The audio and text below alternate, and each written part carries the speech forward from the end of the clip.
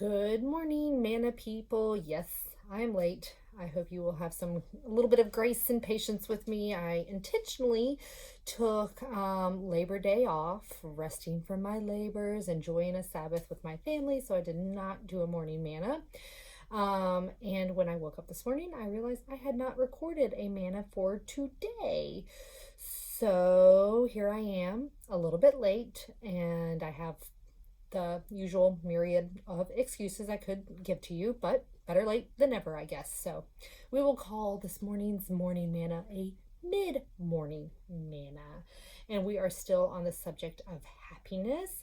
I didn't realize really until this past Sunday how much happiness is a habit for me.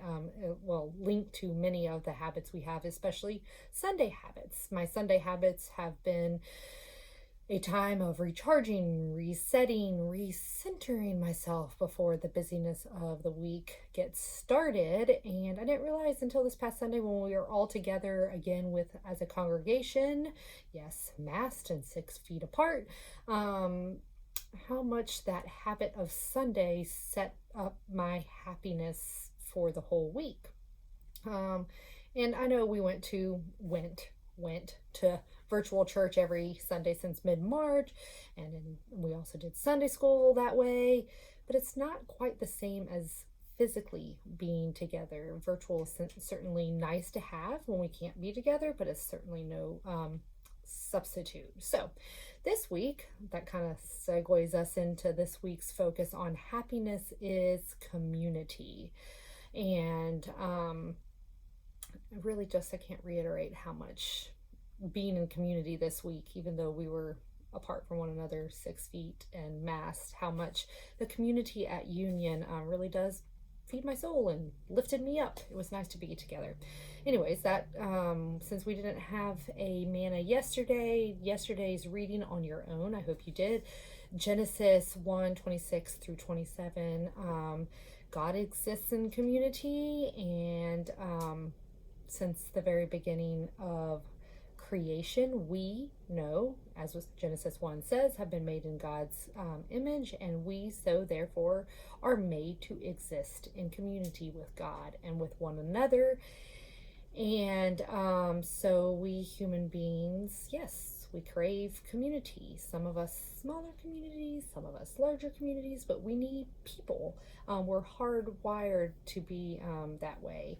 So today our scripture text focus is Ruth 16 through 18. Stephen has already preached on Ruth 1, 16 through 18 a few weeks ago, but I just think these are some of the most beautiful words spoken in scripture, just so beautiful. So hear these words spoken by Ruth to Naomi, of course, daughter-in-law speaking to her mother-in-law, in Ruth 1, 16 through 18.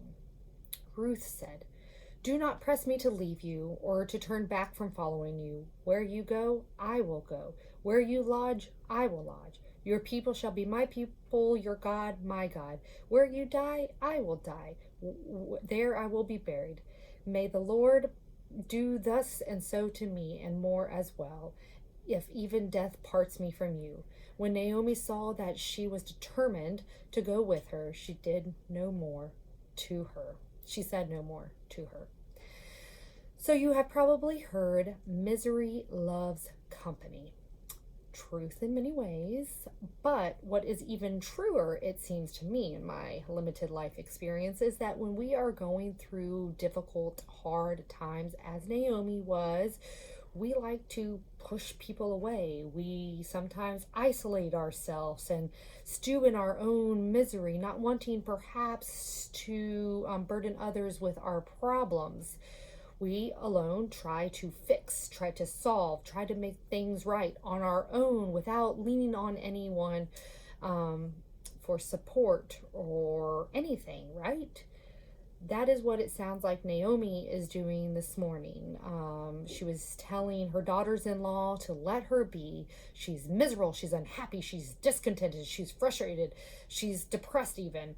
And she encourages them just to go away, leave her alone. Don't let misery love company. I don't want to share this with you. But Ruth, Much like our steadfast God, our faithful God, our God who is Emmanuel and with us always, doesn't let Naomi push her away. She knows that Naomi needs her, and she is determined to walk alongside Naomi through all of her ups and even her downs. Such community, even if it is just two women and God, is an example that happiness is found in community. Naomi felt utterly hopeless, and if you read her story, you can tell why. And how much more so would she have felt even more stuck and hopeless and alone and sad had Ruth let her just be? Had Ruth not known what Naomi was going through? Had Naomi kept all her miserable and suffering and unhappiness to herself? Had Naomi pushed Ruth away? She would have even she would have pushed even a possibility, a chance at happiness further and further away, I think.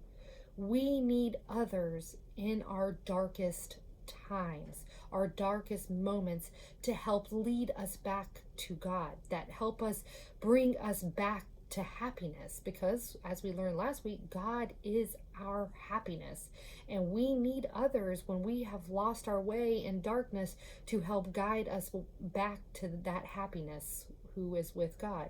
So my question for you today is, who is that person for you? We all need such a person as Naomi had Ruth.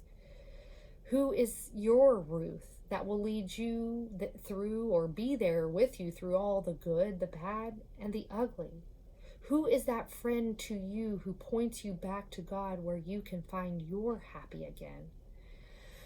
Keep breathing. We all need to breathe, right? Actually, now that I think about it, breathing is just as much or community is just as much needed as our breathing. Breathing comes naturally, but we have to work a little bit at community, don't we? Anyways, maybe that's a lesson or devotion for another week or another day this week. Breathe in this week.